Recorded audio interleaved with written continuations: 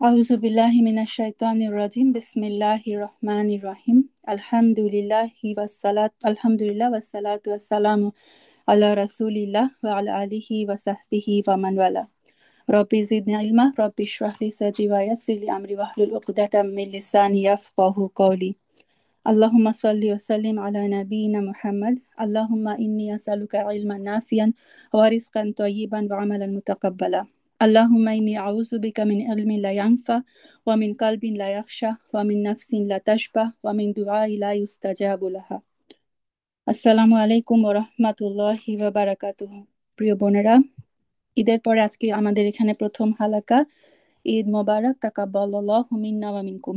আল্লাহ আমাদের এবং আপনাদের সব আমলে সালেহ গুলো যেগুলো আমরা রমাদানে আল্লাহ আমাদেরকে করার তৌফিক দিয়েছেন, আল্লাহ যেন আমাদের সবার পক্ষ থেকে কবুল করে নেন, আল্লাহুম্মা আমিন।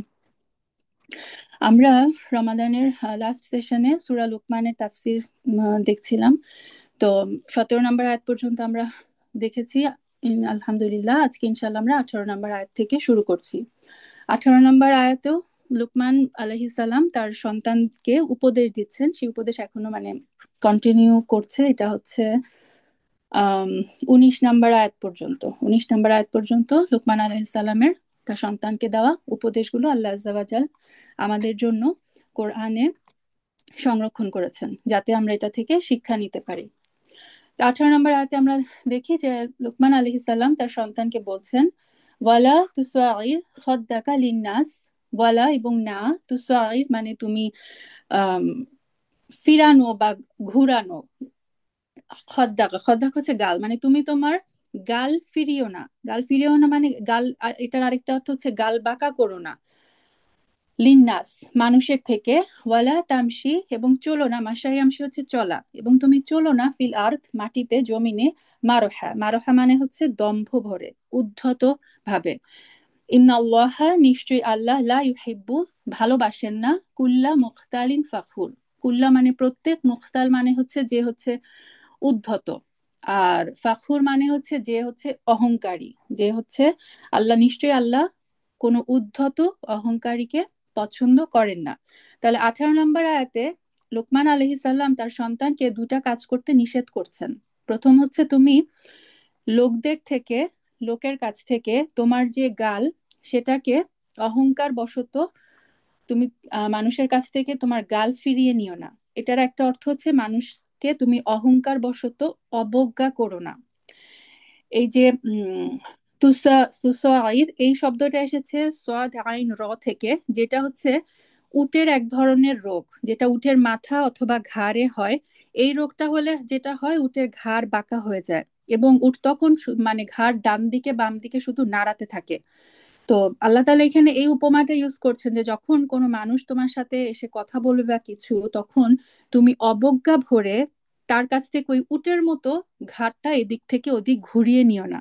মানে তুমি তাকে তুচ্ছ ভেবো না এবং নিজেকে বড় মনে করো না। অনেক সময় দেখা যায় যে মানুষ অহংকার বশত ভাবে যে মানে তার চেয়ে সমাজে অর্থগতভাবে বা সামাজিকভাবে যে একটু নিচু মর্যাদার, অনেক সময় মানুষ তার সাথে কথা বলার সময় ঘাটটা ঘুরিয়ে ফেলে যে আরে এ আবার কে, যে এর সাথে আবার আমার মানে মুখের দিকে মুখ তাকিয়ে কথা বলতে হবে, এরকম।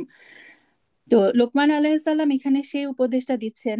এবং এখানে দেখেন কি অদ্ভুত, যে ছোট থেকে ছোট একদম বড়, মানে লোকমান আলাইহিস সালাম তার সন্তানদেরকে যে উপদেশগুলো দিয়েছেন, এটা হচ্ছে 5 নাম্বার উপদেশ। আমরা যদি একটু ব্যাক করি, যেহেতু অনেকদিন হয়ে গেছে, যে তিনি ফার্স্ট উপদেশটা দিয়েছিলেন যে উসুলুদ্দিন, যেটা তাওহিদ, তাওহিদের আহ ডাক্তার সন্তানকে দিয়েছিলেন যে তুমি প্রথমত আল্লাহর সাথে কাউকে শিরক করো না।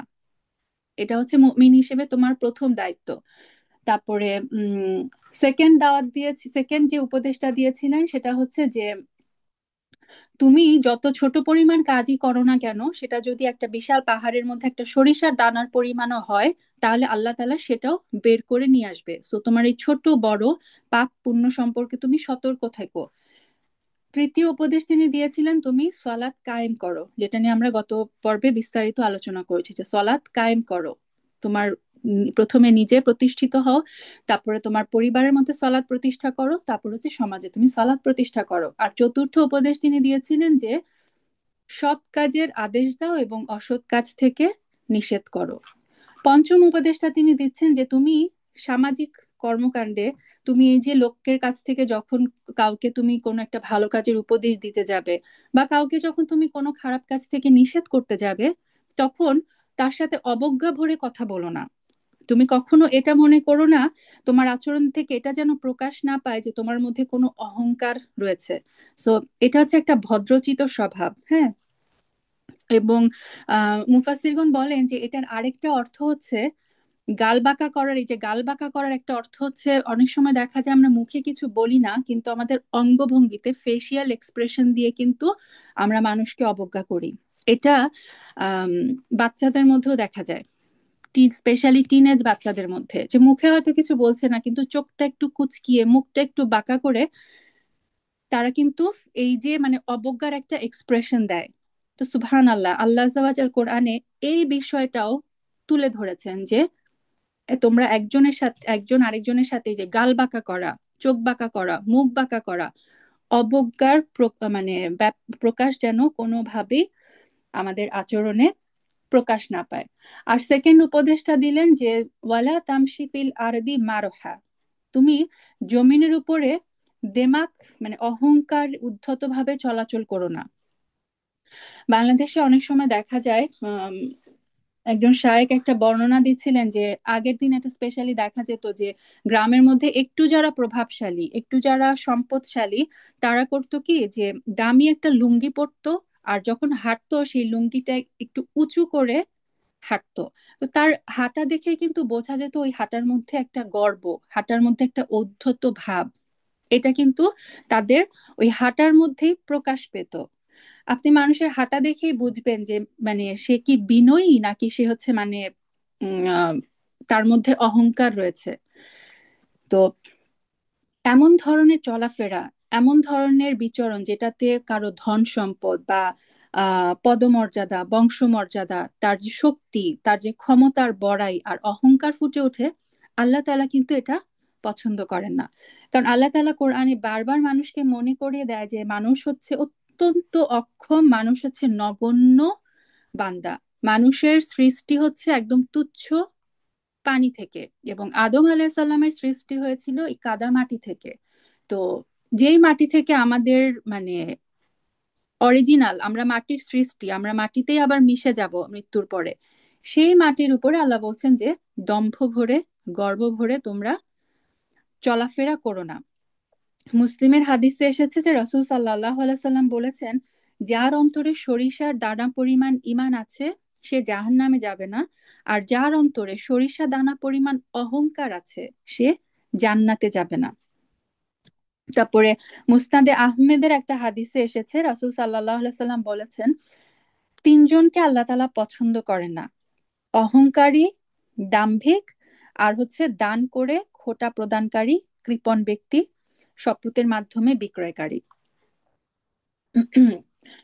তো এই যে লুকমান আলাইহিস সালাম তার সন্তানদেরকে যে সন্তানকে যে উপদেশ দিলেন, তারপরে দেখেন তিনি কারণও বর্ণনা করে দিচ্ছেন যে কেন তিনি এই উপদেশটা দিলেন। কারণ হচ্ছে ইন্নাল্লাহা লা ইউহিব্বু কুল্লা মুখতালিন ফাখুর। কারণ আল্লাহ তাআলা পছন্দ করেন না যে তুমি উদ্ধত ভাবে চলাচল করো, বা তুমি তোমার আচরণে, ব্যবহারে, চলাফেরায় অহংকার প্রকাশ করো।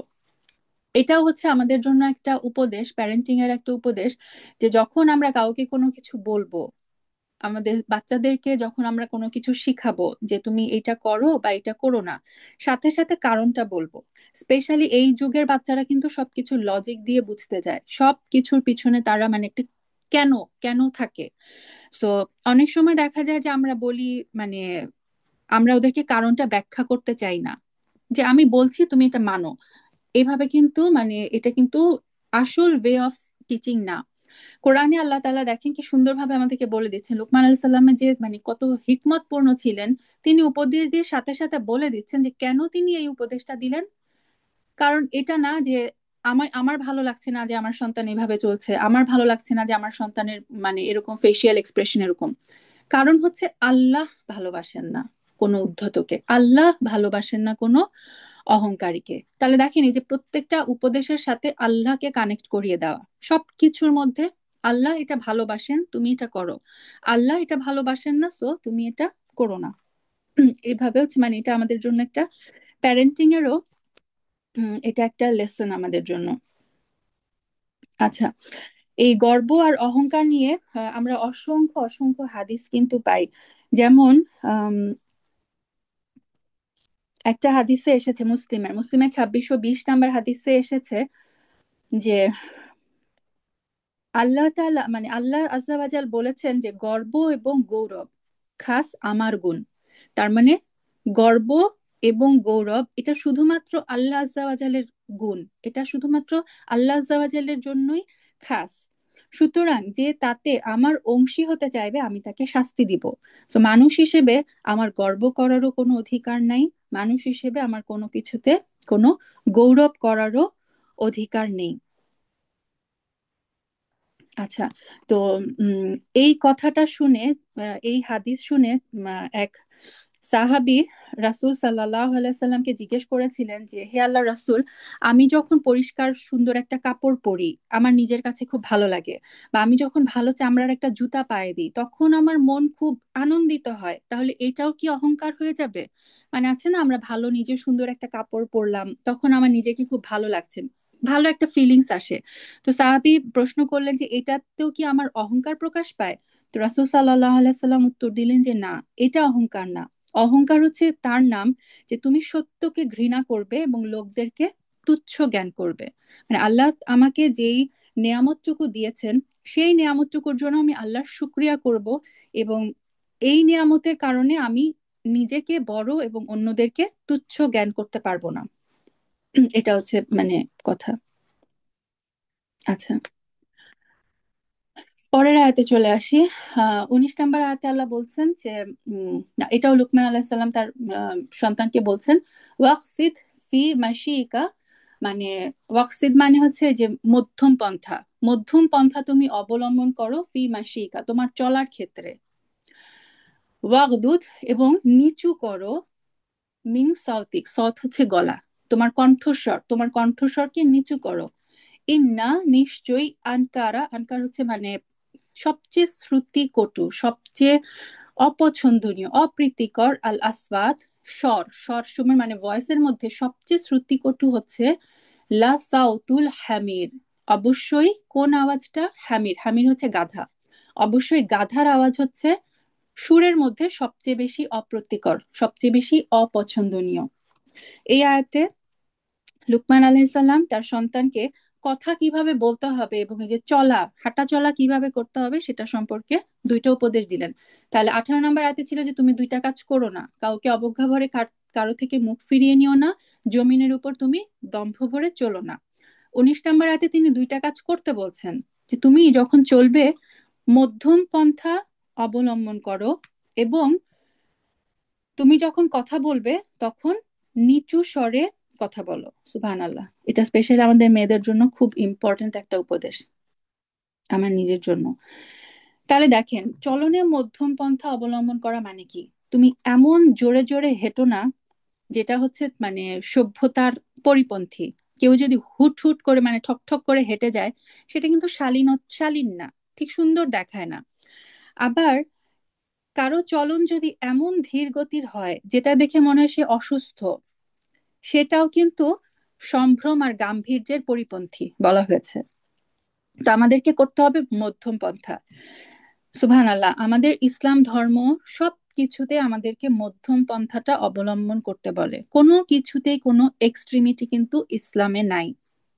হ্যাঁ, তো চলার ক্ষেত্রে আমরা দৌড়ঝাঁপ করতে পারবো না, খুব দ্রুত যেতে পারবো না, আবার খুব আস্তে আস্তেও যেতে পারবো না, এমনও যাতে আমাকে দেখে না মনে হয় যে আমি একেবারে মানে শালীনতার পরিপন্থী ঠকঠক করে যাচ্ছি, আবার এমন ভাবে যেন আমি না হাঁটি যেন আমাকে দেখে মনে হয় আমি তো অসুস্থ। নর্মালি আমরা যেভাবে হাঁটি নর্মাল স্পিডে হাঁটতে হবে। এবং এই হাঁটা নিয়ে আল্লাহ আজ্জা ওয়াজাল সূরা ফুরকানের 63 নম্বর আয়াতে বলেছেন, যেখানে উনি ইবাদুর রহমান, রহমানের যারা বান্দা তাদের কিছু বৈশিষ্ট্য আল্লাহ আজ্জা ওয়াজাল কিন্তু সূরা ফুরকানের 63 নম্বর আয়াত থেকে একদম লাস্ট পর্যন্ত ওই রুকুটা হচ্ছে রহমানের বান্দাদের বৈশিষ্ট্য, গুণাবলী। সেই গুণাবলীর মধ্যে আল্লাহ তাআলা বলেছেন যে ইবাদুর রহমানের একটা বৈশিষ্ট্য হচ্ছে ইয়ামশুন আলাল আরদি হাওনা, তারা পৃথিবীর মধ্যে যখন চলাচল করে, হাওনা হাওনা মানে হচ্ছে নম্রভাবে, খুব সফটলি তারা চলাচল করে, দৌড়ঝাঁপও করে না, আবার একেবারে অসুস্থ ব্যক্তির মতো ধীর স্থিরও চলে না। তার মানে আমাদের চলন হতে হবে মধ্যমপন্থী। আর তারপরে লুকমান আলাইহিস সালাম উপদেশ দিচ্ছেন যে তোমার কণ্ঠস্বর নিচু করো। সো প্রয়োজনের অতিরিক্ত উচ্চ স্বরে কথা বলাটা কিন্তু অপছন্দনীয়। চিৎকার করে উচ্চ স্বরে কথা বলতে নিষেধ করা হয়েছে। কারণ কি? এখানেও মানে কারণ বলা হচ্ছে যে স্বর সমূহের মধ্যে সবচেয়ে অপছন্দনীয় স্বর হচ্ছে গাধা, গাধার চিৎকার। গাধার চিৎকার মানে গরুও কিন্তু ডাকে, কিন্তু গরুর ডাক কিন্তু মানে শুনতে অপ্রীতিকর না। গরুর ডাক শুনতে কিন্তু খারাপ লাগে না, কিন্তু গাধার ডাক যদি শুনেন তাহলে দেখবেন হঠাৎ করে মানে এমন একটা চি করে কেমন একটা আওয়াজ করে, ওটা কানে শুনতে খুব বাজে লাগে। তো সুবহান আল্লাহ, দেখেন আল্লাহ আজ্জা ওয়াজাল এই আমাদের উচ্চ স্বরে কথা বলাটাকে কম্পেয়ার করছেন এই গাধার চিৎকারের সাথে। এবং গাধার চিৎকার কিন্তু অপছন্দনীয়, কারণ বুখারীর একটা হাদিসে এসেছে রাসূল সাল্লাল্লাহু আলাইহি সাল্লাম বলেছেন যে গাধার চিৎকার শুনলে তোমরা শয়তান থেকে আল্লাহর নিকটে আশ্রয় প্রার্থনা করো। এবং আরেকটা হাদিসেও এসেছে যে তোমরা যখন আহ মোরগের ডাক শুনবে তখন হচ্ছে মোরগ হচ্ছে ফেরেশতাদেরকে দেখে মানে মোরগ হচ্ছে ডাক দেয়, তার মানে ওখানে ফেরেশতা আছে, তোমরা আল্লাহর কাছে রহমতের প্রার্থনা করো। আর যখন গাধার ডাক শুনবে তখন শয়তান থেকে তোমরা আল্লাহর নিকট আশ্রয় প্রার্থনা করো, কারণ গাধা শয়তানকে দেখে হচ্ছে ডাক দেয়। আল্লাহু আলাম। এটা হচ্ছে ইমাম নাসাই এই হাদিসটা বর্ণনা করেছেন। তার মানে আমাদের মানে সব সময় খেয়াল রাখতে হবে যে আমরা যখন কথা বলি, স্পেশালি দেখা যায় যে আমরা যখন বাচ্চাদেরকে অনেক সময় ফ্রাস্ট্রেটেড হয়ে যে দেখা যায় যে অনেক সময় চিল্লায় ফেলি, কথা বলে ফেলি, জোরে উঁচু স্বরে কথা বলে ফেলি। সব সময় চেষ্টা করতে হবে যে আমাদের গলার স্বর যেন নিচু থাকে, কারণ আল্লাহ কোরআনে ডিরেক্ট বলে দিলেন যখনই এরপর থেকে আমরা গলার স্বর উঁচু হতে যাবে তখন এই আয়াতটা যেন আমাদের মাথায় আসে যে আল্লাহর নিকট সবচেয়ে অপছন্দনীয় আওয়াজ হচ্ছে গাধার আওয়াজ। এবং আল্লাহ তাআলা এই সেই মায়াতে এইটা বলে এই কম্প্যারিজনটা দিচ্ছেন যে তুমি ওই গাধার মতো এরকম চিৎকার করে আওয়াজ করো না। গাধার আরেকটা নেগেটিভ বর্ণনা যেমন এসেছে, এটা সম্ভবত সূরা জুমুয়াতে, যেখানে বলা হয়েছে যে তাওরাত যাদেরকে দেওয়া হয়েছিল তাদের অবস্থাটা হয়ে গেছে গাধার মতো, যে গাধার পিঠে অনেক বই চাপিয়ে দেওয়া হলো। গাধা তার পিঠে অনেক বই, অনেক জ্ঞানের ভান্ডার নিয়ে এক জায়গা থেকে আরেক জায়গায় যাচ্ছে, কিন্তু সেই বই থেকে সে কোনো জ্ঞান আহরণ করতে পারলো না, ওই বই থেকে সে কোনো নিজে কোনো উপকৃত হতে পারলো না। তো স্কলাররা বলে যে এই আয়াতে যে গাধার ব্যাপারটা এনে এইটাও আমাদেরকে ইঙ্গিত দেওয়া হচ্ছে যে এই যে লুকমান আলাইহিস সালাম তার সন্তানদেরকে যে উপদেশ দিলেন, আমরা কোরআনে আল্লাহ আজ্জা ওয়া জাল আমাদেরকে সেই উপদেশগুলো জানালেন, আমাদের অবস্থা যেন গাধার মতো না হয়ে যায়, সেই গাধার মতো যে অনেক ইনফরমেশন আমরা পাচ্ছি, মাথায় বহন করে বেড়াচ্ছি, কিন্তু সেই ইনফরমেশন গুলো আমরা আমাদের জীবনে কাজে লাগাতে পারলাম না। তাহলে কিন্তু আমাদের সিচুয়েশন সেই গাধার মতো হয়ে যাবে, যে অনেক কিছু আমরা মাথায় নিয়ে বেড়াচ্ছি কিন্তু আসলে প্রকৃতপক্ষে আমি সেখান থেকে নিজে কোনো উপকৃত হতে পারলাম না। আল্লাহ যেন আমাদেরকে এরকম হওয়া থেকে বাঁচান। আল্লাহুম্মা আমিন। আচ্ছা, 19 নম্বর আয়াত পর্যন্ত লুকমান আলাইহিস সালাম তার সন্তানকে যে উপদেশগুলো দিয়েছিলেন এটা শেষ। এখন আল্লাহ তাআলা আমাদের সাথে কথা বলছেন। আলাম তারাও, তোমরা কি দেখো না, আন্নাল্লাহা, যে আল্লাহ, সাখরা, সাখরা মানে হচ্ছে মানে অধীন করে দেওয়া বা পোষ মানানো, ওই যে গবাদি পশুকে আমরা পোষ মানাই না, সেরকম। আল্লাহ তাআলা বলছেন যে তোমরা কি দেখো না যে আল্লাহ তাআলা তোমাদের অধীনস্থ করে দিয়েছেন লাকুম, তোমাদের জন্য, মা ফিস সামাওয়াতি ওয়া মা ফিল আরদ, আকাশ সমূহের মধ্যে, এই সপ্তম আকাশের মধ্যে যা কিছু আছে, এবং ওয়ামা ফিল আরদ, এবং মাটিতে জমিনে যা কিছু আছে, এসব কিছুকে আল্লাহ তাআলা তোমাদের জন্য অধীনস্থ করে দিয়েছেন, তোমাদের কন্ট্রোলে এনে দিয়েছেন। তোমরা কি এটা দেখো না? ওয়া আসবাগ, এবং তিনি সম্পূর্ণ করেছেন আলাইকুম তোমাদের উপরে নিয়ামা, নিয়ামা, নিয়ামাহু তার যে অনুগ্রহ, এটা প্লুরালে এসেছে নিয়ামা, তার যে অনুগ্রহ, তার যে নিয়ামত সমূহ। এবং কোন ধরনের নিয়ামত? নিয়ামতের বৈশিষ্ট্য হচ্ছে, তার সিফা হচ্ছে জাহির আর ওয়া বাতিন, মানে হচ্ছে প্রকাশ্য এবং অপ্রকাশ্য। আল্লাহ তাআলা মানুষের উপরে প্রকাশ্য এবং অপ্রকাশ্য অসংখ্য অসংখ্য নেয়ামত দিয়ে তিনি আমাদেরকে ভরিয়ে রেখেছেন। আল্লাহ তাআলা বলেছেন যে মানুষ যদি আল্লাহ তাআলার নিয়ামত গুলো গুনতে শুরু করে, গুনে শেষ করতে পারবে না। আলহামদুলিল্লাহ, আলহামদুলিল্লাহ। সর্বাবস্থা আল্লাহ তাআলার শুকরিয়া আদায় করতে হবে। কিছু নিয়ামত প্রকাশ্য, যেটা আমরা দেখতে পাই, কিছু নিয়ামত অপ্রকাশ্য, যেটা আমরা দেখতেও পারি না, জানিও না আমরা। যে আমার ফর এক্সাম্পল, এই যে আমার নাকের মধ্যে আল্লাহ তাআলা এমন একটা সিস্টেম দিয়ে রেখেছেন যে বাইরের ধুলাবালি, বাইরের যে ময়লা, বাইরের যে জীবাণু, সেটা অটোমেটিক কিন্তু ফিল্টার হয়ে যাচ্ছে। তারপরে আমাদের এই যে শরীরটা এত কমপ্লিকেটেড, কিভাবে সে শরীরের মানে ব্লাড রীতিমতো পরিষ্কার করছে এভরিডে, এটা যে এত বিশাল একটা মানে মেডিকেল সায়েন্সের যে কত কিছু আমার শরীরের মধ্যে দিয়ে হয়ে যাচ্ছে আমার অজান্তে, আল্লাহ আজ্জাওয়াজাল এই যে আমার বডিটার সমস্ত কিছু এত সুন্দরভাবে পরিচালনা করছেন, এগুলা কিন্তু আমাদের সবকিছু মানে আমরা জানিও না। আমাদের মানে মেডিকেল সায়েন্সের থ্রুতে আমরা কিছু কিছু এখন জানি, এখনো অনেক অনেক কিছু অজানা রয়ে গেছে, যে আল্লাহ তাআলা কত নিয়ামতের, কত প্রকাশ্য অপ্রকাশ্য নিয়ামত, অনুগ্রহ, তার অনুগ্রহ আল্লাহ তাআলা আমাদেরকে দিয়ে রেখেছেন। এই আয়াত আল্লাহ বলছেন যে তোমরা কি একটু দেখো না? এবং এই আলাম তারও এটার একটি হচ্ছে, দেখো না মানে তোমরা কি চিন্তা করো না? তোমরা কি একটু চিন্তা করো না যে আকাশে, পৃথিবী মানে মাটিতে যা কিছু আছে সবকিছুই তোমাদের কল্যাণে আল্লাহ আজ্জাওয়াজাল তোমাদের অধীনস্থ করে দিয়েছেন, এবং তার সমস্ত প্রকাশ্য অপ্রকাশ্য নিয়ামত তোমাদের উপরে পূর্ণ করে দিয়েছেন। আচ্ছা, তো এই আকাশ আর মাটির সবকিছু আমাদের অধীনস্থ করে দিয়েছেন, এটার মানে কি? দেখেন, ওই যে বাংলাদেশে যে নদী শাসন বলে, তাই না, যে নদীতে ড্রেনেজ করে নদীকে যে দিক দিয়ে খুশি সেই দিক দিয়ে প্রবাহিত করা।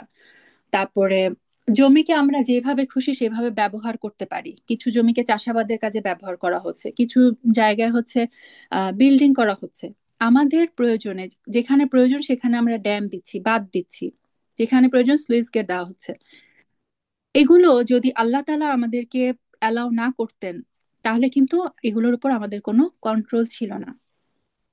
এবং আল্লাহ তাআলা আমাদের জন্য এই সৌর জগতে এই যে চাঁদ সূর্যের এই যে ব্যবস্থা, সুবহান আল্লাহ।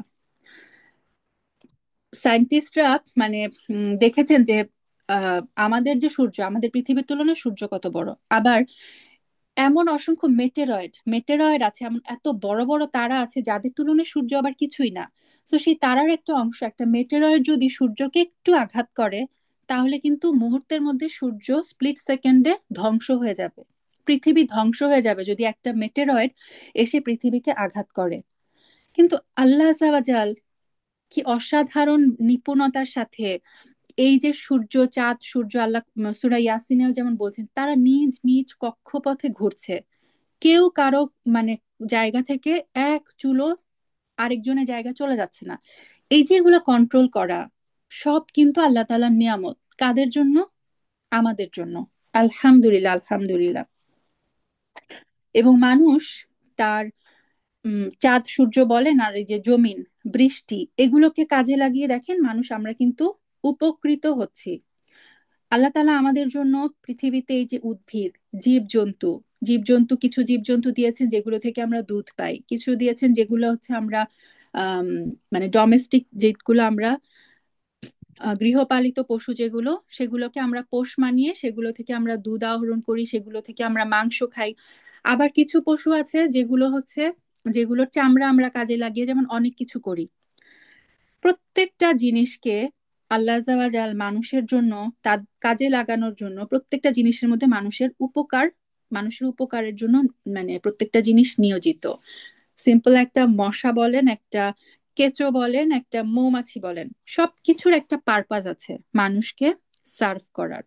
সুবহানাল্লাহ। এবং আমাদের যে আম, প্রকাশ্য নিয়ামত গুলা কি, যেমন আমাদের যে আকৃতি, আমাদের যে হাত পা চোখ, একটা আম, এটা সম্ভবত হাদিসে এসেছে যে একজন আবেদ ছিলেন যিনি 500 বছর ধরে আল্লাহর ইবাদত করেছেন। 500 বছর ধরে ইবাদত করার পরে উনি হচ্ছে একটা পাহাড়ে পাহাড়ে থাকতেন। এবং উম পাহাড়ে আল্লাহ তার জন্য সমস্ত যে মিষ্টি পানি সবকিছুর ব্যবস্থা আল্লাহ তাআলা ওনার জন্য পাহাড়ে ব্যবস্থা করে দিতেন। ওনার কাজ ছিল শুধু 500 বছর ধরে উনি শুধু ইবাদত করেছেন। তো তার যখন মৃত্যু হয়, তারপরে আল্লাহ তাআলা ফেরেশতাদেরকে বলেন যে তুমি আমার এই বান্দাকে আমার অন্য গ্রহে জান্নাতে প্রবেশ করাও। তখন ওই আবেদ বলে উঠে, আল্লাহ, আমি 500 বছর ধরে তোমার ইবাদত করলাম, তুমি এটা বলো যে আমার বান্দাকে আমার বান্দার ইবাদতের জোরে জান্নাতে ঢুকাও। আল্লাহ আবার বললেন ফেরেশতাদেরকে যে আমার এই বান্দাকে আমার রহমতে জান্নাতে প্রবেশ করাও। ওই বান্দা আবার বললেন যে আল্লাহ, তুমি এইটা বলো যে আমার বান্দাকে তার ইবাদতের কারণে জান্নাতে প্রবেশ করাও। থার্ড টাইম যখন এটা হলো তখন আল্লাহ বলেন, আচ্ছা ঠিক আছে, দাঁড়িপাল্লা নিয়ে আসো, আমার বান্দার এই 500 বছরের আমল এক পাল্লায় রাখো, আর তাকে যে আমি নিয়ামত দিয়েছি জাস্ট একটা নিয়ামত, তার একটা চোখ, আরেক পাল্লায় রাখো। দেখা গেল ওই একটা চোখের পাল্লা অনেক ভারী, তার 500 বছরের ইবাদতের চেয়ে একটা চোখের নিয়ামত হচ্ছে অনেক ভারী। তখন আল্লাহ তাআলা বললেন, আমার এই বান্দাকে জাহান্নামে নিক্ষেপ করো। তখন এই বান্দা কাঁদতে থাকে এবং কেঁদে আল্লাহর কাছে বলে, আল্লাহ, আমি বুঝতে পারিনি, আমাকে মাফ করে দাও, তুমি তোমার নিয়ামতে আমাকে জান্নাতে প্রবেশ করো। তো সুবহান আল্লাহ, দেখেন এই স্টোরিটা থেকে একটা শিক্ষা হচ্ছে, আমরা অনেক সময় বুঝি না যে আমার সামান্য একটা মানে আমারকে আল্লাহ আজ্জা ওয়া জাল আলহামদুলিল্লাহ যে দুইটা চোখের নিয়ামত দিয়েছেন। যার চোখ নাই সে যদি কোটিপতিও হয়, সে কি চাইবে জানেন? সে চাইবে তার সমস্ত টাকা পয়সার বিনিময়ে তাকে যেন একটা চোখ দেওয়া হয়, যাকে আল্লাহ দৃষ্টিশক্তি থেকে বঞ্চিত করেছেন। তো এরকমই মানুষ, আমরা যখন নিয়ামতের মধ্যে থাকি আমরা আসলে সেই নিয়ামতের কদর বুঝি না। সেই নিয়ামত আমাদের কাছ থেকে হারিয়ে গেলে আমরা আসলে তখন তার কদর বুঝি। কোরআনে আল্লাহ তাআলা এই জন্যই বারবার বলেছেন যে ওয়া কলিল্লাম মিন ইবাদিয়া আশ-শাকুর, মানে আমার খুব অল্প বান্দারাই হচ্ছে কৃতজ্ঞ। আল্লাহ আযজা ওয়া জাল যেন আমাদেরকে সেই অল্প সংখ্যক বান্দাদের অন্তর্ভুক্ত করেন, যারা তার নিয়ামতগুলো দেখে নিয়ামতগুলোর জন্য শুকরিয়া আদায় করে সেই নিয়ামতগুলোকে তার সন্তুষ্টির উদ্দেশ্যে কাজে লাগাতে পারেন। আমিন। আচ্ছা, তারপর আল্লাহ বলছেন ওয়ামিনান নাসি, এবং মানুষের মধ্যে মানে এমন কিছু মানুষ আছে, মাই ইউজাদিলু, জাদালা ইউজাদিলু হচ্ছে তর্ক করা। মানুষের মধ্যে এমন কিছু মানুষ আছে যারা হচ্ছে মানুষের ব্যাপার যারা তর্ক করে। কোন ব্যাপারে? ফিল্লাহ, আল্লাহর ব্যাপারে। আল্লাহকে নিয়ে এত কিছুর পরেও, এই যে নিয়ামতের বর্ণনা দেওয়ার পরেও আল্লাহ তাআলা বললেন তারপরেও মানুষের মধ্যে এমন কিছু কিছু মানুষ আছে যারা আল্লাহর সম্পর্কে তর্ক করে, বিগয়রি ইলম, জ্ঞান ছাড়া। তাদের কোনো জ্ঞান নাই। ওয়ালা হুদা, তাদের কোনো হুদা, হুদা মানে হচ্ছে গাইডেন্স, তাদের কোনো গাইডেন্স নাই, তাদের কোনো দিক নির্দেশনা নাই, তাদের কোনো পথ নির্দেশ নাই। ওয়ালা কিতাবি মুনির, মুনির হচ্ছে মানে নূর, নূরওয়ালা কিতাব। আমাদের যে আল্লাহ আযজা ওয়া জাল এত বড় নিয়ামত দিয়েছেন কোরআন, সেরকম সেই মানে নূরওয়ালা দীপ্তিময় কোনো কিতাবের জ্ঞানও তাদের নাই। তাদের কোনো জ্ঞান নাই, তাদের কোনো গাইডেন্স নাই, তাদের কাছে কোনো কিতাবও নাই। অথচ তারা কি করেন? আল্লাহকে নিয়ে, আল্লাহর ব্যাপারে তর্ক করেন। এখনকার সমাজে অনেক দেখা যায় যে এথিয়েস্ট, যারা হচ্ছে আল্লাহর অস্তিত্বই মানে না, কোনো স্রষ্টার অস্তিত্বই হচ্ছে তারা মানে না। আল্লাহ যেন সবাইকে মানে বুঝ দেন। তারা অনেক তর্ক করে যে না, মানে কোনো গড বলে যে কেউ আছে, কেউ যে তার স্রষ্টা, সে ব্যাপারটা তারা অস্বীকার করে। কেউ কেউ আছে আল্লাহকে মানে, কিন্তু আবার তার সাথে তিনি যে একমাত্র ইবাদতের উপাসনার যোগ্য, তার সাথে যে আমরা আর কাউকে শরিক করতে পারবো না, এটা মানে না। তো আল্লাহকে নিয়ে দেখেন বিভিন্ন শ্রেণীর মানুষেরা কিন্তু বিভিন্নভাবে মানে তর্ক করা, ঝগড়া করা। এটার মানে হচ্ছে আল্লাহর যে একত্ববাদ, আল্লাহর যে উলুহিয়াত, আল্লাহর যে রুবুবিয়াত, সেটাকে অস্বীকার করা। এবং তারা ভাবে হচ্ছে তারা খুব জ্ঞানী। এই যে আম, আম, কি বলে, এখনকার যারা বলে যে প্রোগ্রেসিভ মুসলিম, তারা খুব মডার্ন, তারা মানে খুব মডার্ন এবং সবকিছুর মধ্যে তারা আল্লাহর বিধান, নাউজুবিল্লাহ, অনেক কিছু বলে যে এটা তো সেই 1400 বছর আগের কোরআন, 1400 বছর আগের কোরআন যে বিধান দেওয়া, সেই বিধান আজকালকার যুগে কিভাবে কিভাবে চলে, এখন যুগ পাল্টেছে, অনেক অনেক কথা বলে। তারা ভাবে তারা অনেক জ্ঞানী, তারা ভাবে তারা অনেক অনেক বেশি মডার্ন। আল্লাহ কোরআনে বলে দিচ্ছেন তাদের কোনো জ্ঞান নেই।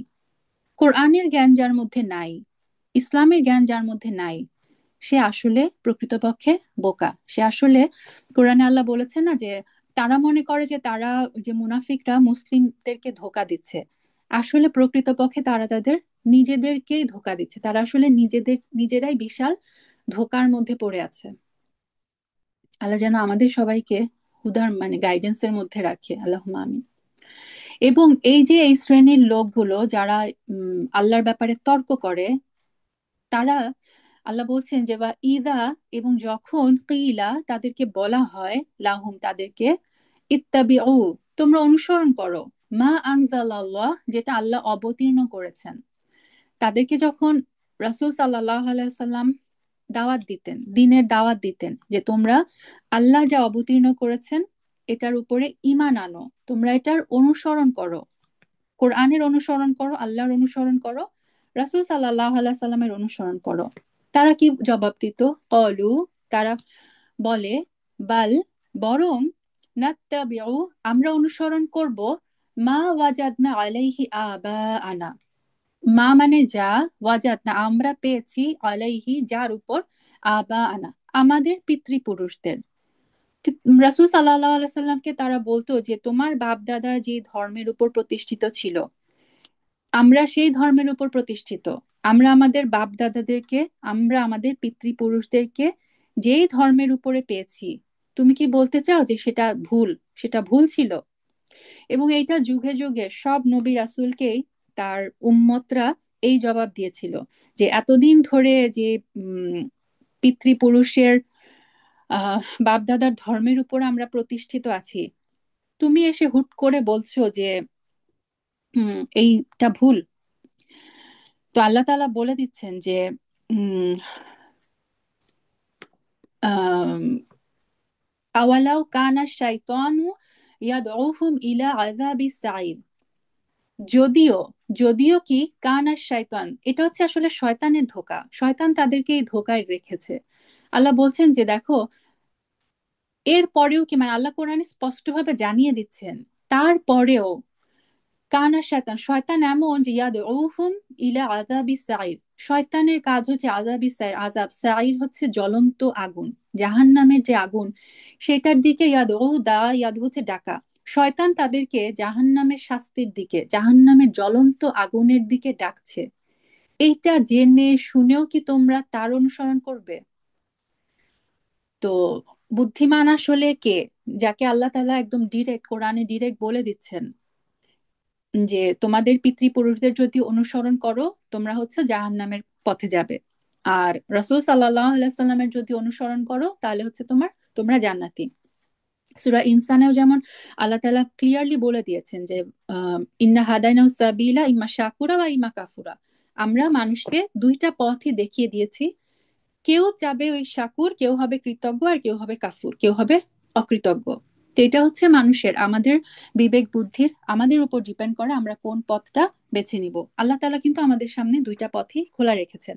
যে কারণে ডক্টর হাইফুন সবসময় একটা কথা বলেন যে Islam is a religion of choice. সবকিছুর জন্য আমার সামনে মানে ওয়ে খোলা। আমি হিজাব করব কি না করব, আমি মানে হিজাব করলে কি হবে, আমি আল্লাহর আদেশ মানবো, আমি এটাও জানি যে আল্লাহর আদেশ মানলে কি হবে, যেখানে কোরআনে ক্লিয়ার বলে দেওয়া আছে এটা হচ্ছে ফরজ, তারপরেও যদি আমি এটা না করি কি হবে, আল্লাহ তাআলা ক্লিয়ারলি বলে দিয়েছেন। এবং আল্লাহ কোরআনেও বলেছেন যে লা ইকরাহা ফিদ্দিন, দিনের মধ্যে কোনো জবরদস্তি নাই। ইসলাম এমন একটা রিলিজিয়ন, রাসূল সাল্লাল্লাহু আলাইহি সাল্লাম কখনো কোথাও কোনো যুদ্ধে জবরদস্তি করে কাউকে মুসলিম বানান নাই। আমাদের ধর্মটাই এরকম যে চয়েস দেওয়া আছে, তুমি এখন বেছে নাও তুমি কি শাকুর হবা না তুমি কাফুর হবা, তুমি জান্নাতের পথে হাঁটবে নাকি তুমি জাহান্নামের পথে হাঁটবে। তো আল্লাহ এটাই বলে দিচ্ছেন যে তাদেরকে বলার পরেও যে আল্লাহ যেটা নাজিল করেছেন এই কোরআনের তোমরা অনুসরণ করো, তারপরেও যখন তারা এই জবাব দেয় যে আমাদের বাপ দাদারা যেটা পেয়েছে আমরা সেটারই অনুসরণ করব, শয়তান যদি তাদেরকে জ্বলন্ত আগুনের দিকে ডাকে, তারপরেও কি তারা তাদের পিতৃপুরুষেরই অনুসরণ করবে? আর এর বিপরীতে আল্লাহ তাআলা বলছেন যে ওয়ামাই ইউসলিম, এবং যে ইউসলিম, আসলামা ইউসলিম, এখান থেকে যে আমাদের ইসলাম ধর্ম, ইসলাম মানে হচ্ছে সাবমিশন।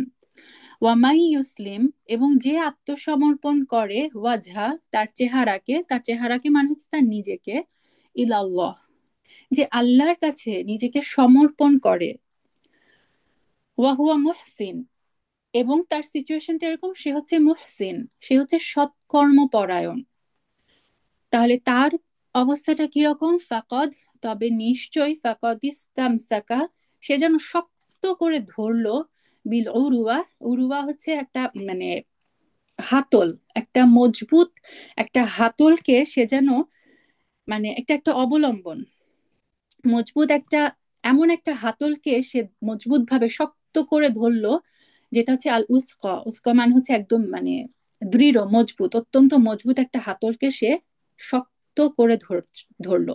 তাহলে যে আল্লাহর কাছে নিজেকে আত্মসমর্পণ করলো, যে রাসূল সাল্লাল্লাহু আলাইহি সাল্লামের মুখ থেকে কোরআন শোনার পরেই বলে সামি'না ওয়া আতা'না, আমরা শুনলাম এবং আমরা এটা মানলাম।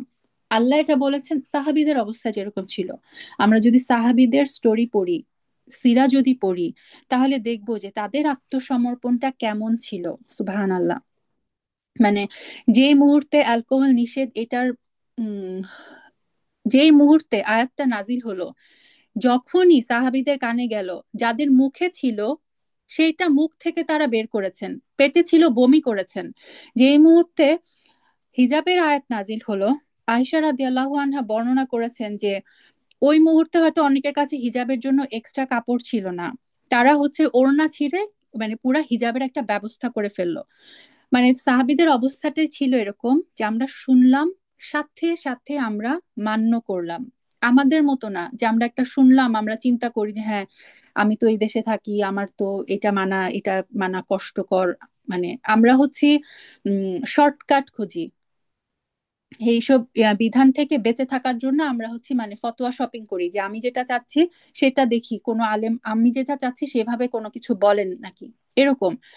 বাট যারা প্রকৃত মুহসিন, মুহসিন মানে হচ্ছে যারা হচ্ছে এহসান, এবং এহসানের সঙ্গে আমরা সবাই জানি যে এমন ভাবে আল্লাহর ইবাদত করা যেন আমি আল্লাহকে দেখছি, যদি সেটা না দেখতে পারি, সেটা ফিল করতে না পারি, অ্যাটলিস্ট এইটুকু মনে রাখা যে আল্লাহ আমাকে দেখছেন প্রত্যেকটা মুহূর্তে, আল্লাহ আমাকে দেখছেন। এই কথাটা মনে রেখে যারা জীবনের প্রত্যেকটা স্টেজে মানে থাকতে পারে তারাই হচ্ছে মুহসিন। আল্লাহুম্মা জাআলনা মিনাল মুহসিনিন, আল্লাহ যেন আমাদের সবাইকে মুহসিনদের অন্তর্ভুক্ত করেন। তো আল্লাহ তাআলা বলছেন যে যারা আল্লাহর বিধান শোনার পরে, এই আল্লাহ যা নাজিল করলেন সেটা শোনার পরেই আল্লাহর কাছে আত্মসমর্পণ করেন, কমপ্লিট সাবমিশন, এবং সে সৎকর্মপরায়ণ, সে সর্বাবস্থায় আল্লাহর উপস্থিতি মানে জেনে, তার অবস্থাটা এরকম সে একটা শক্ত একটা মজবুত হাতল সে ধরে আছে, এবং এই হাতলটা কি? এটা হচ্ছে ইসলাম। ওয়া ইলাল্লাহি আকিবাতুল উমুর, ওয়া ইলাল্লাহ, এবং আল্লাহর দিকে আকিবা, আকিবা মানে হচ্ছে পরিণাম, আল উমুর সমস্ত ব্যাপার, যাবতীয় কাজের পরিণাম কার কাছে? আল্লাহর কাছে। আল্লাহ বারবার আমাদেরকে স্মরণ করিয়ে দেন যে আল্লাহর কাছেই আমাদেরকে ফিরে যেতে হবে।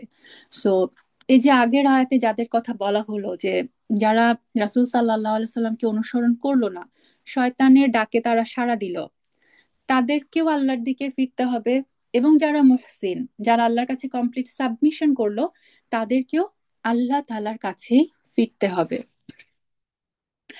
23 নম্বর আয়াতে আল্লাহ বলছেন ওয়ামান কাফারো, আর যে অবিশ্বাস করলো, যে কুফরি করলো, না আপনার ডাকে রাসূল সাল্লাল্লাহু আলাইহি সাল্লামকে আল্লাহ তাআলা বলছেন এখানে যে যে আপনার ডাকে সাড়া দিল না, ওয়ামান কাফার, যে অবিশ্বাস করলো, ফালা ইয়াহজুনকা কুফরু, অতঃপর হাসান, হাসান বলি না আমরা, একটা আমরা দোয়া পড়ি যে আল্লাহুম্মা ইন্নী আউযু বিকা মিনাল হাম্মি ওয়াল হাসান, যে হাসান মানে দুশ্চিন্তা, তাদের যে তাদের অবিশ্বাস, তাদের এই কুফরি আপনাকে যেন চিন্তিত না করে। রাসূল সাল্লাল্লাহু আলাইহি সাল্লাম তার আমাদের এই উম্মার জন্য এত বেশি চিন্তা করতেন, এত বেশি তিনি কাঁদতেন, এত বেশি তিনি আমাদের জন্য ভাবতেন, যে আল্লাহ তাআলা যেমন সূরা কাহাফেও আমরা পড়ি যে রাসূল সাল্লাল্লাহু আলাইহি সাল্লামকে আল্লাহ বলছেন যে আপনি তো তাদের জন্য নিজেকে একেবারে শেষ করে দিবেন, আপনার অবস্থা এরকম। রাসূল সাল্লাল্লাহু আলাইহি সাল্লাম তার উম্মার জন্য এত বেশি চিন্তিত ছিলেন। এবং কিয়ামতের দিনও কিন্তু তিনি মানে উম্মাতি উম্মাতি, সবাই বলতে থাকবে নাফসি নাফসি, সবাই নিজেকে নিয়ে চিন্তা করবে। রাসূল সাল্লাল্লাহু আলাইহি সাল্লাম শুধুমাত্র বলতে থাকবেন উম্মাতি উম্মাতি, হে আল্লাহ আমার উম্মত আমার উম্মত। সুবহানাল্লাহ, কত ভাগ্যবান আমরা যে এমন একজন রাসূল সাল্লাল্লাহু আলাইহি সাল্লাম, সেই নবীর উম্মত আমরা, উম্মাতে মুহাম্মাদি। আল্লাহ আযজা ওয়া জাল্লা যেন উম্মাতে মুহাম্মাদি হিসেবে আমাদেরকে মৃত্যু দেন, আল্লাহুম্মা আমিন। তো আল্লাহ এখানে তার রাসূলকে সান্ত্বনা দিচ্ছেন যে হে নবী, তারা যখন কুফরি করবে, আপনার কথা যখন তারা শুনবে না, তাদের এই অবিশ্বাস, তাদের এই কুফরি আপনাকে যেন চিন্তিত না করে। কেন? কারণ ইলাইনা মারজিউহুম, আমাদের দিকে, আল্লাহ নিজেকে বোঝাচ্ছেন যে আল্লাহর দিকে মারজিউহুম, রজা ইয়ারজিউ মানে হচ্ছে ফিরে যাওয়া, মারজিউন তাদের প্রত্যাবর্তন। আপনি তাদেরকে ব্যাপারে মানে মন খারাপ করবেন না, তাদেরকে আমার কাছেই ফিরতে হবে। তারপর অতঃপর নুনাব্বি উহুম, নাব্বা ইউনাব্বিউ মানে হচ্ছে খবর দেওয়া, আমি তাদেরকে খবর দিব, আমি তাদেরকে জানিয়ে দিব, বিমা আমিলু, তারা যেটা করছে এই পৃথিবীতে, তারা আপনাকে অস্বীকার করে, আমার এই কোরআন অস্বীকার করে যা করছে, যে আমলগুলো করছে, কেয়ামতের দিন তারা যখন আমার কাছে তাদের রিটার্ন হবে, ফিরে আসবে, আমি সব কিছু তাদেরকে জানিয়ে দিব। ইন্নাল্লাহ আলিমুম বিযাতিস সুদূর, ইন্নাল্লাহ নিশ্চয়ই আল্লাহ, আলিম আল্লাহ সব জানেন, বিযাতিস সুদূর, সুদূর হচ্ছে বক্ষ, বুকের ভিতরে, অন্তরের ভিতরে কি আছে সেই ব্যাপারেও আল্লাহ সব কিছু জানেন। আমি আপনি কিন্তু আরেকজনের অন্তরে কি আছে, অন্তরের খবর কিন্তু আমরা কেউ জানি না। তো আল্লাহ বলছেন নবীকে যে তাদের অন্তরের ভিতরে কি আছে সেটা সম্পর্কেও কিন্তু আমি জানি, একমাত্র আল্লাহ তাআলা প্রত্যেকের অন্তরের ভিতরে কি আছে সেটাও তিনি জানেন। তো সেই কিয়ামতের দিনে আল্লাহ তাআলা বান্দার অন্তরের খবরগুলো প্রকাশ করে দিবেন এবং প্রত্যেককেই তার কাজের জন্য সেই দিন জবাবদিহি করতে হবে। এই ধরনেরই একটা আয়াত সূরা ইউনূসে আল্লাহ তাআলা বলেছেন যে উম এটা সূরা ইউনূসের 69-70 নাম্বার আয়াত, যে নিশ্চয়ই যারা আল্লাহর উপর মিথ্যা আরোপ করে তারা সফলকাম হবে না, পার্থিব সুখ সম্ভোগ তো এদের জন্য রয়েছে, পরে আমারই নিকট এদের প্রত্যাবর্তন, অতঃপর আমি তাদেরকে তাদের কুফরির কারণে কঠিন শাস্তির স্বাদ গ্রহণ করাবো। আল্লাহুম্মা আজিনা মিনান নার। সুবহানাল্লাহ। তার মানে যে আল্লাহ তাআলার কাছে কিন্তু আমাদের কোনো আমল গোপন থাকে না, ইভেন আমাদের অন্তরের খবরও কিন্তু আল্লাহ তাআলা, আমাদের অন্তর সম্পর্কেও তিনি সব কিছু জানেন, তিনি হচ্ছেন আল আলিম। তারপর আল্লাহ বলছেন নুমাত্তি অহুম, মানে আমরা তাদেরকে ভোগ সামগ্রী দিব, ভোগ বিলাসের সামগ্রী তাদেরকে দিব, কলিলা অল্প, অল্প কিছু টাইমের জন্য, সুম্মা তারপর নাত্তারুহুম আমরা তাদেরকে বাধ্য করব, ইলা আযাবিন গলিদ, আযাবের দিকে, শাস্তির দিকে, যেই আযাবটা হচ্ছে গলিদ, গলিদ হচ্ছে অত্যন্ত কঠিন। আল্লাহুম্মা আজিনা মিনান নার। আল্লাহ বলছেন যে এই যে যারা কুফরি করছে তাদেরকেও আমরা দুনিয়াতে অল্প কিছু কাল তাদেরকেও আমরা ভোগ সামগ্রী দিব, তার দুনিয়াতে তাদেরকেও আমি কিছু ভোগ করতে দিব, কলিলা। এখন আমরা যদি চিন্তা করি, আমরা দেখি যে বিধর্মীরা হচ্ছে মানে মুসলিমদের থেকে অনেকাংশে অনেক কিছুতে তারা অনেক এগিয়ে, এবং এই যে এখন আমরা যে যুদ্ধের অবস্থা দেখছি, মুসলিমরা কিভাবে পরাজিত হচ্ছে, বিধর্মীরা কিভাবে মুসলিমদের উপর অত্যাচার করছে, দেখেন এটা হচ্ছে আমাদের সান্ত্বনা। আল্লাহ কোরআনে বলছেন যে আমি তাদেরকে অল্প কাল ভোগ করতে দিব, আমাদের কাছে দুনিয়ার জীবনটা মনে হয় 60 বছর, 70 বছর, 80 বছর ধরে তো এরা ভোগ করছে দুনিয়াতে, একদম রাজার মতো তারা আছে, এবং দুনিয়াতে মুসলিমদের উপর তারা জুলুম করছে। আল্লাহর চোখে এটা খুব অল্প, অলিল। আল্লাহ বলে একদম অল্প। কারণ কেয়ামতের যে মানে কেয়ামতের পরে শাস্তির আহ বিচার দিবসের পরে যে অনন্ত জীবনটা শুরু হবে, সেই জীবনের তো কোনো শেষ নাই। এবং সেই জীবনের তুলনায় এই দুনিয়ার এই 60, 70, 80, 100 বছর, সূরা নাজিয়াতে আল্লাহ যেমন বলে দিয়েছেন যে সেই দিন মানুষের মনে হবে, ওই কিয়ামতের দিনের দৈর্ঘ্যের তুলনায় দুনিয়ার মানুষকে যখন জিজ্ঞেস করা হবে তুমি দুনিয়ায় কতকাল ছিলে, তখন মানুষ বলবে যে একটা বিকাল, আশিয়াতা নাও দুহা, দোহার সময়টা মানে ওই সকালের একটু সময়, অথবা আশিয়া মানে এশার সময়, একদম অল্প একটু সময়, কয়েক ঘন্টা আমি ছিলাম। তো আমাদেরকে মনে রাখতে হবে যে দুনিয়াতে আমরা কাফিরদের যত বেশি তাদের প্রতিপত্তি, তাদের ক্ষমতা, মুসলিমদের উপরে তাদের অত্যাচার দেখতে পারছি, আমাদের হতাশ হওয়ার কিছু নাই।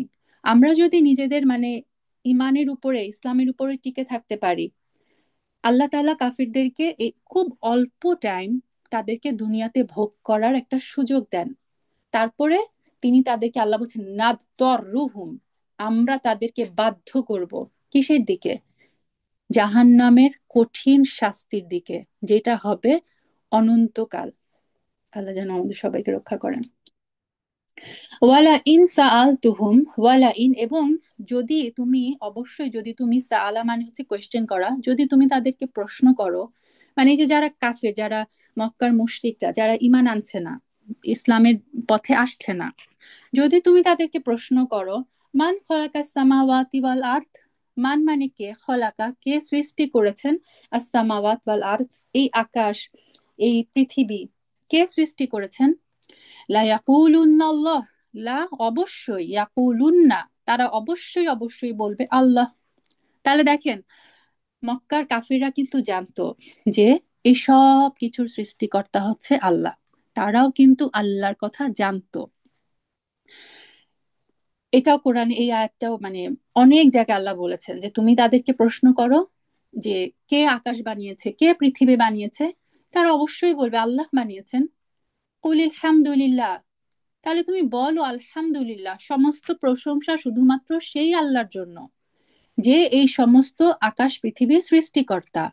কিন্তু যখন তাদেরকে এটা বলা হয়, বাল বরং, আকসারুহুম তাদের অধিকাংশই, লা ইয়ালামুন তারা আসলে জানে না। তারা জানে না বলতে তারা সত্যটা আসলে জেনেও হচ্ছে তারা মানে না। মুশরিকরা এটা স্বীকার করত যে সব কিছুর সৃষ্টিকর্তা আল্লাহ, কিন্তু তারা ইবাদত করত হচ্ছে ওই লাত, মানাত, উজ্জা তাদের। কেন? এখানে হচ্ছে যে তাওহিদটা ভাগ হয়ে যায়। তাওহিদের তিনটা ভাগ আছে, একটা হচ্ছে তাওহিদে রুবুবিয়া, একটা হচ্ছে তাওহিদে উলুহিয়াত, আর একটা হচ্ছে তাওহিদে আসমা ওয়া সিফাত। তাওহিদে রুবুবিয়াতে তারা বিশ্বাস করত। রুবুবিয়াত মানে হচ্ছে রব হিসেবে আল্লাহকে মানা। তারাও মানতো রুবুবিয়াত, তারাও বলতো যে হ্যাঁ আল্লাহই তো সৃষ্টিকর্তা।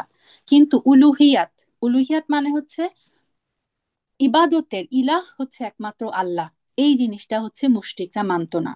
তো রুবুবিয়াতে তারা বিশ্বাস করত, তাওহিদে উলুহিয়াত তারা বিশ্বাস করত না। রব হিসেবে তারা আল্লাহকে জানতো, কিন্তু ইবাদত করত তারা আল্লাহকে ছেড়ে, মানে ওইসব মূর্তির মূর্তির ইবাদত তারা করত। তা আল্লাহ তাআলা এখানে রাসূল সাল্লাল্লাহু আলাইহি সাল্লামকে বলছেন যে তুমি তাদেরকে বলে দাও যে তোমরা যে আল্লাহর কথা বলছো, যে আল্লাহ সবকিছু সৃষ্টি করেছেন, সমস্ত প্রশংসা পাওয়ার যোগ্য সে আল্লাহ, সমস্ত ইবাদতের যোগ্য হচ্ছে একমাত্র আল্লাহ, লা ইলাহা ইল্লাল্লাহ। এই লা ইলাহা ইল্লাল্লাহ এটাতেই ছিল মক্কার মুশরিকদের সমস্যা, যে আল্লাহ ছাড়া আর সত্য কোনো ইলাহ নাই। এই জিনিসটাতেই তাদের প্রবলেম ছিল। তারা এই জিনিসটাই মানতে পারতো না যে আমরা এত ইলাহ, আমাদের এত আমরা জানি যে 360টার মতো মূর্তি ছিল কাবা ঘরে। এবং এই মূর্তিগুলো ছিল কুরাইশদের জন্য একটা মানে তাদের একটা বিজনেস পারপাজেও তারা এগুলো কাজে লাগাতো। বিভিন্ন গোত্রের যে আহ, পূজা যারা যে মূর্তিগুলা করতো, সেই মূর্তিগুলাকে হচ্ছে কুরাইশরা ওইখানে রাখতো।